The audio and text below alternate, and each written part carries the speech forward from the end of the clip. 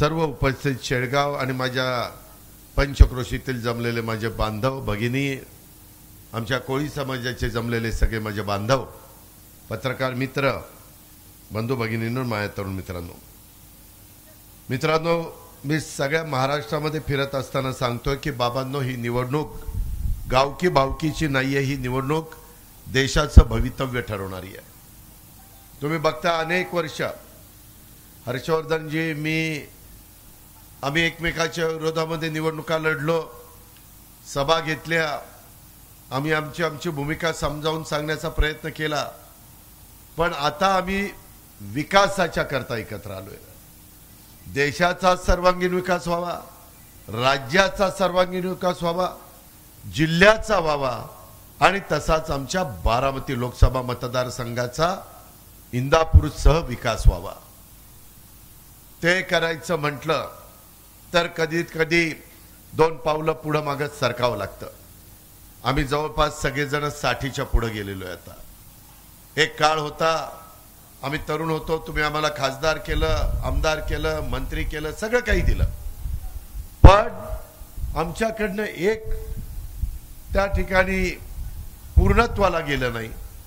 ते म्हणजे आमच्या 22 गावांच्या पिण्याच्या शेतीचा पाण्याचा प्रश्न, तो म्हणजे आमच्या खडकवासल्याचा पाण्याचा प्रश्न। त्याच्यामध्ये हर्षवर्धनजी, परवा मी एक विचार करत होतो की जसं मागच्या काळामध्ये मी उजनीची फ्लॅपची उंची वाढवल्यावर 7 टीएमसी पाणी वाढलं, आता आपण 114 टीएमसी पाणी भरतो।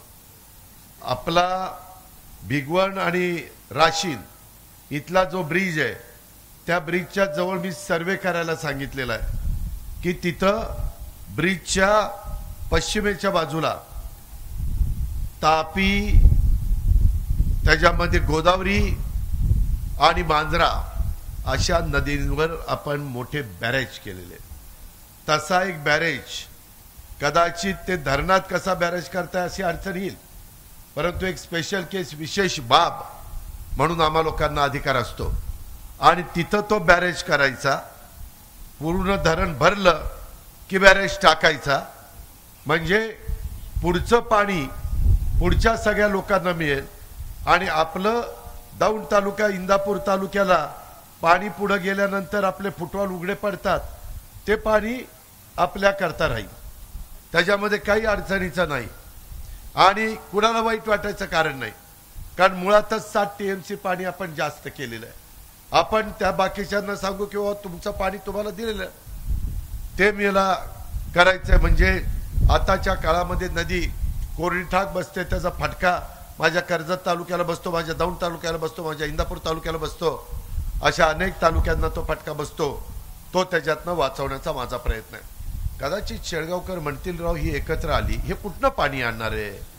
आम्ही पाणी असं आणणार आहे, वरसगाव, पानशेत, खडकवासला, टेमघरचं पाणी आता पुण्याला प्यायला लागत असल्यामुळं आपलं पाणी कमी झालंय। तुम्ही जरी मुख्यमंत्री असला तरी देखील तुम्हाला शेवटी प्यायला पाणी देणाऱ्यांना प्राधान्य द्यावंच लागतं। आपलं धोरण आहे पहिलं पाणी प्यायला, दुसरं शेतीला आणि तिसरं इंडस्ट्रीला। त्यामुळं आमचा इंदापूर तालुका हे टेलला आहे, त्याच्यामध्ये दौंड तालुका, बारामती तालुका, पुरंदर तालुका, हवेली तालुका ह्याला मार बसतोय। म्हणून आम्ही मुळशी धरण ब्रिटिशांच्या काळात त्यावेळेस टाटानी तिथं वीज तयार केली आणि ती मुंबईला देतात। आम्ही टाटाला विचारणार, ते 25 टीएमसी पाण्याची वीज किती होती? बाबा ती 1000 मेगावॉट घडी भरून धरा, जास्त होती पण जरा 1000 मेगावॉट होती। आम्ही तुम्हाला 1000 मेगावॉट वीज सेंट्रल ग्रिड मधनं देतो, त्याचे पैसे सरकार भरेल, त्याच्याऐवजी त्यांचं पाणी तुम्ही आम्हाला द्या, ते पाणी आम्ही पुण्याला प्यायला देणार आणि पुण्याला पाणी प्यायला दिलं की पुण्याची 4 धरणं भरली। एक तर खडकवासल्यामधला कॅनॉल आम्ही बंद करून टाकलेला आहे। माझं देवेंद्रजींचं ठरलंय, बंद पाईपलाईन मधनं नाही तर बोगद्यातनं, खडकवासल्यामधनं जे पाणी बोगद्यातनं काढायचं ते फुरसुंगीलाच काढायचं, त्याच्यातनं 2-3 टीएमसी बचत होती आणि थोडीशी मुळशीची उंची वाढवली की तिथं 2 टीएमसी पाणी जास्तीचं मिळतंय, ते मुळशी टप्पा 1 टप्पा 2ला द्यायचं, म्हणजे मुळशी तालुका पण खुश, त्यांनाही म्हणायला नको धरण आमच्या उपाशी आणि आम्ही मात्र पाण्यामध्ये ताणलेले, हे ते राहता कामा नये। अशा पद्धतीनं फार अभ्यास करून आम्ही हे सगळं केलेलं आहे. त्याकरता केंद्रात आपल्या विचाराचं सरकार पाहिजे. कारण अशा मोठ्या कामांना जसं टेंबू ताकारी म्हैसाळला मोदी साहेबांनी पैसे दिले, गोसीखुर्द प्रकल्पाला मोदी साहेबांनी पैसे दिले, तशा पद्धतीनं हर्षवर्धनजींनी सांगितलं तसं ह्याला काही 100 कोटी रुपये लागणार आहे. काही मी राज्य सरकारच्या बजेटमधनं टाकणार आणि काही केंद्राकडनं आणणार. एकदा शेळगावकरांनो, तुम्ही डोक्यातनं काढा. जातीचा पातीचा नात्याचा गोत्याचा विचार करू नका. अजिबात ते आपल्या फायद्याचं नाहीये. 18 पगड जाती 12 बडुतेदारांना घेऊन हिंदवी स्वराज्याची स्थापना छत्रपती शिवाजी महाराजांनी केलेली आहे. हा आदर्श आपल्या सगळ्यांच्या समोर आहे. आम्ही पण काम करत असताना कधी जातीभेद केला नाही. मी स्वतः मुस्लिम बांधवांना वक्फ बोर्डाच्या अडचणी दूर करण्याच्या करता बैठका घेतला. 1000 कोटी रुपये भागभांडवल मौलाना आझाद महामंडळाला करायचा निर्णय घेतला. 8 वर्षाचीच गॅरंटी होती कर्ज घेतल्यानंतर. त्याच्यामुळं कर्जाच्या करता दिल्लीतनं पैसे येताना काकू व्हायचं, ती अट काढून टाकली. त्याच्यामुळे अनेक माझ्या मुस्लिम बांधवांना आता कर्ज मौलाना आझाद महामंडळातनं उपलब्ध राहणार आहे. त्याच्यामुळे काही छोटे मोठे व्यवसाय, सगळ्यांना नोकऱ्या आम्ही देऊ शकत नाही, त्याच्यामुळे काहींना मुद्रा लोनमधनं कर्ज देणार. मोदी साहेबांनी 10 लाखाचं मुद्रा लोन होता 20 लाख रुपये केलेलं आहे.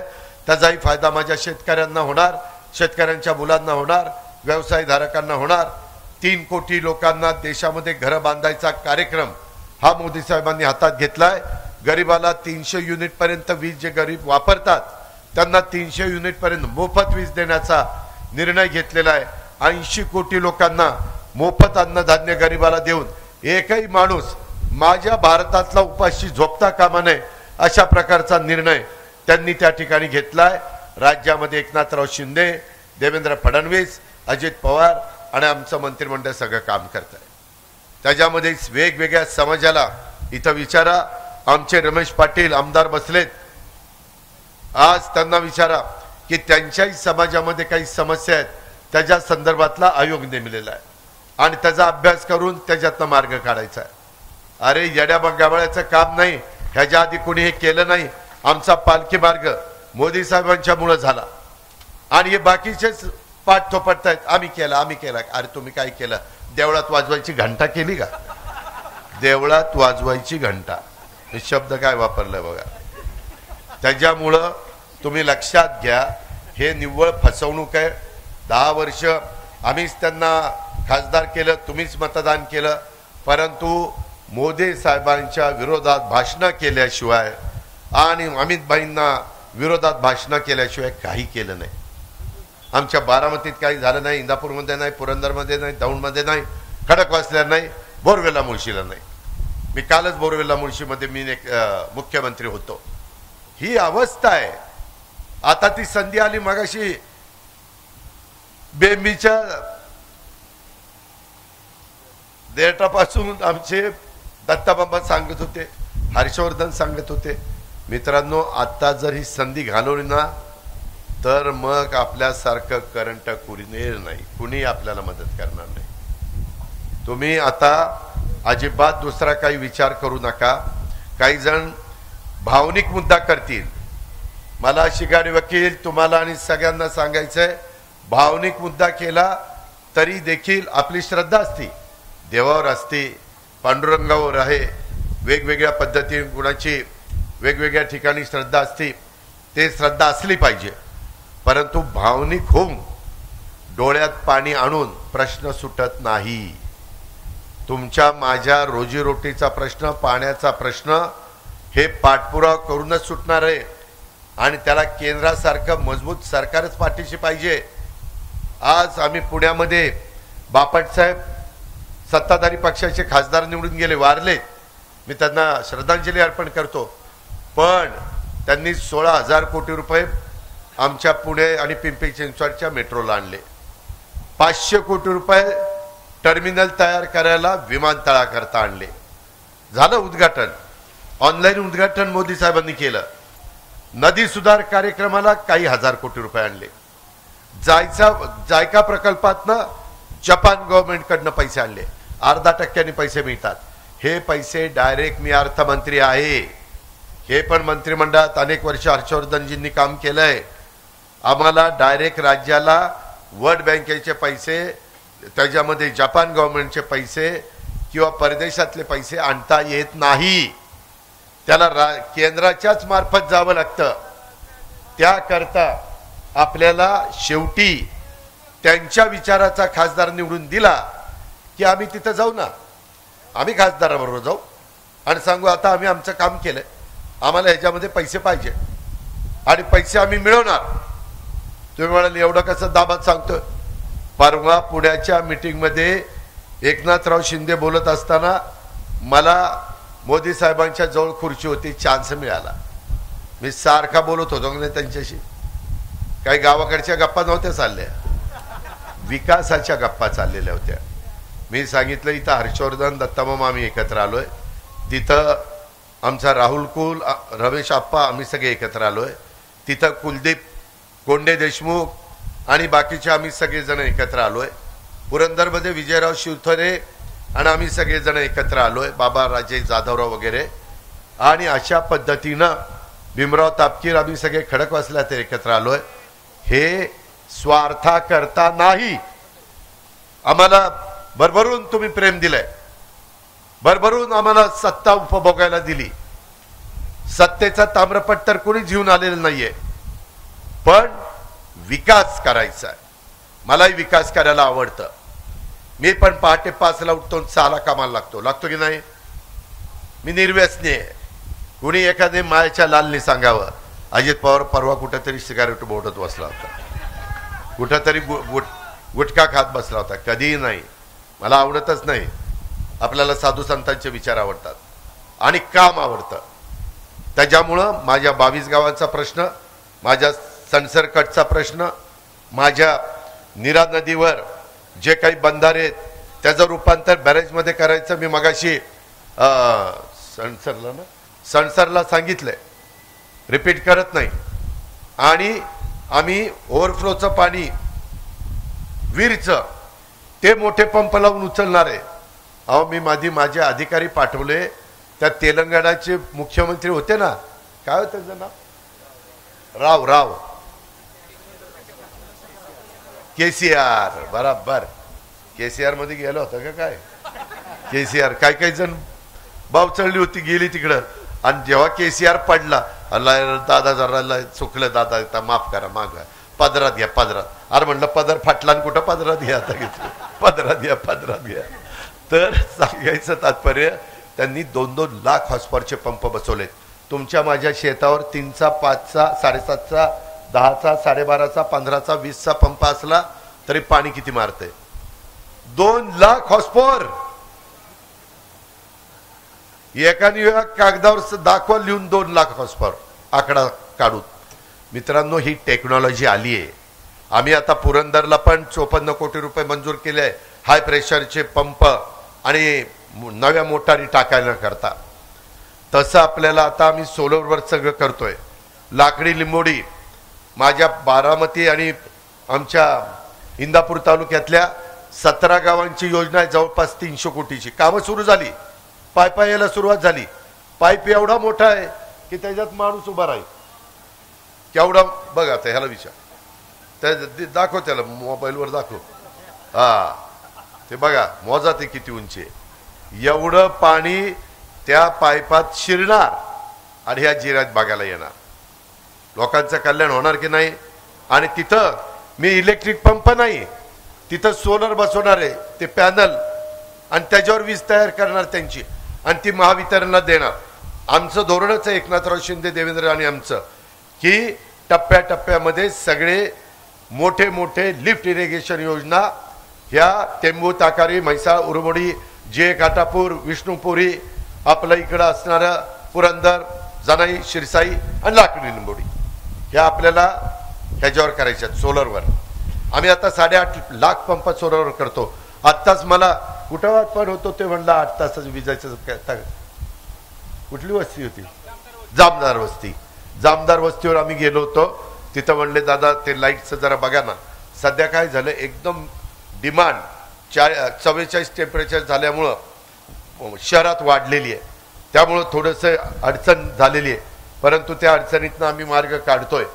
तुम्हाला शेरगावकरांना विनंती करायची, तुम्ही पण नीरा डाव्या कालव्याच्या शेवटी आहात, त्याच्यामुळं तुम्हाला पण टेलवाल्यांची अडचण काय ते लक्षात आहे आणि हे सगळं काम करायला फार काही काळ लागणार नाही. फक्त टाटाने सांगायचं की ठीक आहे मी तुमची वीज घेतो आणि लगेच ते पाणी पुण्याला प्यायला, धरणात पाणी आपले आहेच की पाणी आपल्याकडं, त्याच्यामुळं फार काही त्याला वेळ लागणार आहे अशातला भाग नाही. पण त्याच्याकरता 7 तारखेला सकाळी 7 ते 6 जे मशीन असेल, 3 मशीन आहेत, 2-3 तर बघूच नका, पहिलंच बघा. पहिल्यात वरनं 2 नंबर बटन दाबायचं, ते बटन दाबलं की असं समजायचं आपलं लवकरच पाणी सुरू होणार आहे, आपलं कल्याण होणार आहे. मी खोटं सांगत नाही, मी शब्दाचा पक्का आहे. आणि तुम्ही म्हणाल एवढं वर तोंड करून सांगतो तू कसं काय बोलतो रे. उद्याच्या जूनमध्ये मला अंतरिम अर्थसंकल्पामध्ये मी शासनाचा सादर केला. आता केंद्राचा अर्थसंकल्प झाला की राज्याचे सगळे अर्थमंत्री आपल्या आपल्या राज्याचा अर्थसंकल्प सादर करतील. वर्षाचा तुमचा अर्थसंकल्प 6.25 लाख कोटी आहे आणि तो माझ्या हातात आहे. शेवटची सही एकनाथराव शिंदे आणि देवेंद्रजी लागती, त्यांना ऑलरेडी विचारलेलं आहे. साक्षीदार हर्षवर्धन पाटील आहे की नाही. आपली ह्याच्यावर सागरला मीटिंग झाली होती. हे खोटं बोलत नाही, हा चान्स आहे तुम्हाला. आता आलेल्या संधीचं सोनं करायचं का आणि आलेल्या संधीची राख करायची ते तुमचं तुम्ही ठरवा. सगळे आम्ही एकत्र आलोय. RPI Athawale, RPI Kharat, RPI Kawade, त्या रासप सगळे त्याच्यामध्ये आहेत सहकारी. मनसेचा बाहेरनं पाठिंबा आहे बिनशर्त. भाजप, शिवसेना, राष्ट्रवादी काँग्रेस. मला मुस्लिम बांधवांना सांगायचं, तुमच्या भावना भडकवत आहेत. आम्ही तुम्हाला शब्द देतो, आम्ही राज्यकर्ते आहोत, तुमच्या केसाला देखील कोणी धक्का लावणार नाही, हा आपला शब्द आहे. सगळ्यांनी संविधानाचा आदर करा, नियमाने वागा. अजित पवारनी पण नियमाने वागायचं. घटनेची पायमल्ली करायची नाही, कायद्याची पायमल्ली करायची नाही. कायदा सगळ्यांना सारखा. घटनेचे शिल्पकार डॉक्टर बाबासाहेब आंबेडकरांनी तो अतिशय सुंदर अशा प्रकारची घटना आणि संविधान आपल्याला दिलेलं आहे. मोदी साहेबांच्या विरोधामध्ये बोलायला काही जागा नाही. माग सगळ्या पंतप्रधानांच्या विरोधात भ्रष्टाचाराचे आरोप झाले. 10 वर्षात शेळगावकरांनो आणि पंचक्रोशीतल्या जनतेनो मोदी साहेबांच्यावर भ्रष्टाचाराचा आरोप झाला का? सांगा कुणी. नाही झाला. डॉक्टर मनमोहन सिंगावर झाला. 10 वर्षात कोल माईनवर झाला आणि 2Gचा झाला. 2Gचा तर लांब कितीतरी लाख कोटीचा झाला. त्याच्यामध्ये राजीव गांधींवर झाला, बोफोर्स. तेव्हा तर गावात पण काही झालं जरा ग्रामसेवकाचं किंवा सचिवाचं, अरे आमच्या सोसायटीत काल बोफोर्स झालं. अरे कशाचं बोफोर्स झालं असे लोक म्हणायची. आठवा जरा, राजीवजींना सत्ता सोडावी लागली,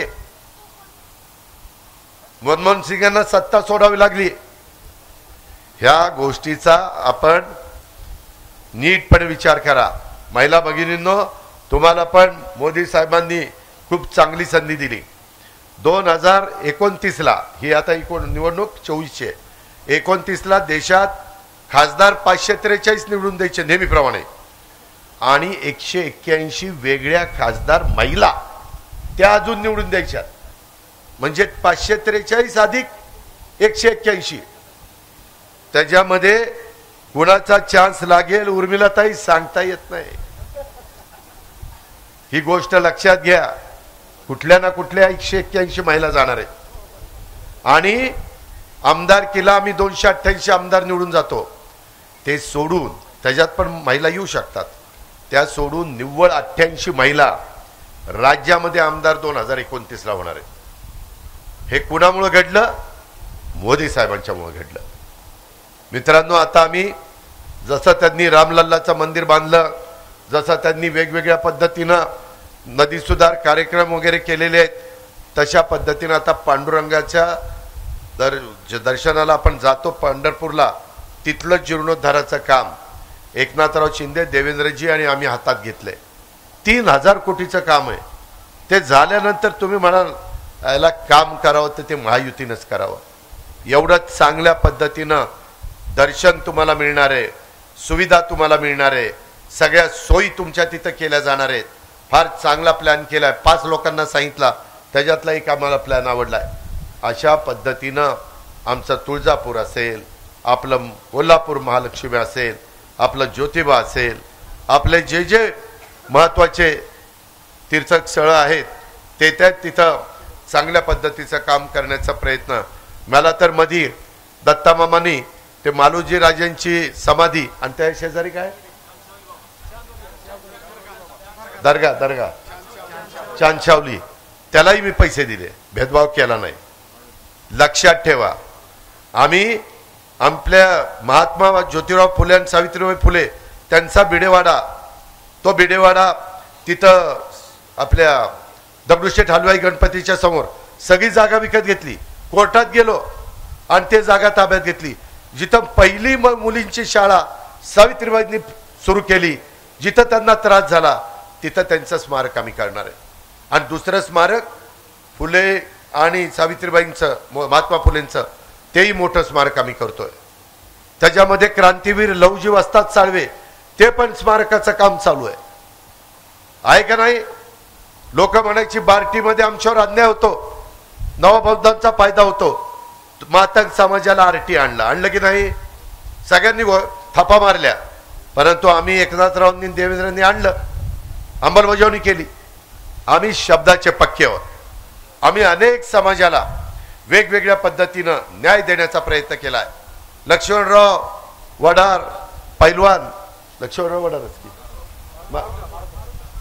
मारुती वडार, काय मारुती वडार, आयला तुम्ही काहीतरी सांगा राव. ते पैलवान होते ना वडार समाजातले, ते तर त्यांच्या नावाने देखील आम्ही स्कीम आमच्या वडार समाजाच्या करता चालू केलेली, सगळ्यांच्या करता आहे. तुम्ही फक्त आम्हाला आशीर्वाद द्या, आम्हाला भरभक्कम पाठिंबा द्या, भावनिक होऊ नका. आमच्या समोरचे हे काहीही करू शकत नाही. मला सगळं माहिती आहे. मी त्यांच्याकडं लहानाचा मोठा झालो. कसा लहानाचा मोठा, त्याच्यामुळे मला तिथलं सगळं माहिती आहे. कुणाचा आवाका किती आहे, कुणाचा आवाका किती आहे, कोण कामाचा माणूस आहे, कोण त्या ठिकाणी नुसतेच काय ते सेल्फी काढतात, कोण सारखं त्या ह्याच्यात बघून काय काय काय काय बटणं दाबत बसतात, हे सगळं मला माहिती आहे. शेवटी मोदी साहेब तिथं केंद्रात कामाची व्यक्ती आहे, तसा मी पण महाराष्ट्रामध्ये कामाचा माणूस आहे, हे आपण लक्षात घ्या.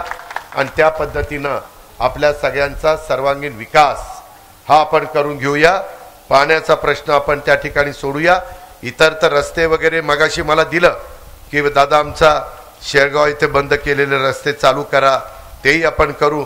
धनगर समाजाच्या करता देखील आपण त्यांना आदिवासी मध्ये घालता येत नाही तोपर्यंत 1000 कोटी रुपयाचं डॉक्टर तरंगे योजना आपण धनगर समाजाच्या करता देतो. मीच त्याच्यात आता लक्ष घातलंय. चौडीला नाही वाबगावला तर दिलेच, पण चौडीला मला मध्ये अण्णा डांगे आले होते. तिथलं म्हणलं चांगलं काम मला प्लॅन दाखवा, मी तिथंही तुम्हाला निधी देतो. एकनाथरावांची देवेंद्रजींची पण तयारी आहे. ह्या पद्धतीनं मित्रांनो आपल्याला काम करायचंय. रामोशी समाज, रामोशी समाजाने पण पाठिंबा दिला, सगळ्यांचा पाठिंबा आहे. त्यांनाही आम्ही न्याय देतोय, तिथंही आम्ही कुठली अडचण येऊन देत नाही. ह्या पद्धतीचं काम. आणि आम्ही हर्षवर्धन, आम्ही सगळेजण स्वार्था करता एकत्र आलेलो नाही. आपल्या भागाच्या मध्ये आपल्या शेतकऱ्यांच्या अंगात पाणी आहे, परंतु त्यांच्या शिवारात पाणी नसल्यामुळं त्यांना अडचणी येत आहेत. ते कायमचं पाण्याच्या बाबतीमध्ये त्यांना समाधानी करण्याच्या करता आम्ही हे सगळं ठरवलेलं आहे. आणि आमच्या अंतिम टप्प्यामध्ये ते आहे. एकदा तुम्ही शिक्कामोर्तब उद्याच्या निवडणुकीच्या निमित्तानं बटन दाबून केलं की पुढच्या कामाला आचारसंहिता संपेल आणि सगळ्या कामाला गती. त्या बाबतीमध्ये आलेलं चित्र माझ्या इंदापूरकरांना, माझ्या बारामतीकरांना, माझ्या दौंडकरांना, माझ्या हवेलीकरांना, माझ्या पुरंदरकरांना, बोरवेला मुळशीकरांना आणि खडकवासलाकरांना सगळ्यांना पाहायला मिळेल. ते पाहण्याची सुवर्ण संधी तुमच्या पवित्र मतामध्ये आहे. म्हणून तुमचं पवित्र मत आम्हाला घड्याळाच्या शेजारचं बटन दाबून लोकसभेमध्ये जास्तीत जास्त खासदार हे कसे आपले निवडून जातील आपल्या विचाराचे, महायुतीचे, ह्याकरता आपल्याला सगळ्यांना प्रयत्न करायचा आहे. त्याला आपण साथ द्या. भर उन्हामध्ये एवढ्या मोठ्या संख्येने माझे शेळगावकर आणि माझे आजूबाजूचे लोक इथं उपस्थित राहिली, आम्हाला आमचं स्वागत केलं, त्याबद्दल आपल्याला सगळ्यांना मनापासून धन्यवाद देतो. जेव्हा जेव्हा शेळगावमध्ये मी येतो त्यावेळेस शेळगावकर अतिशय मनापासून माझे 2 शब्द ऐकण्याकरता येतात. हे मी माझ्या आयुष्यात कधी विसरणार नाही.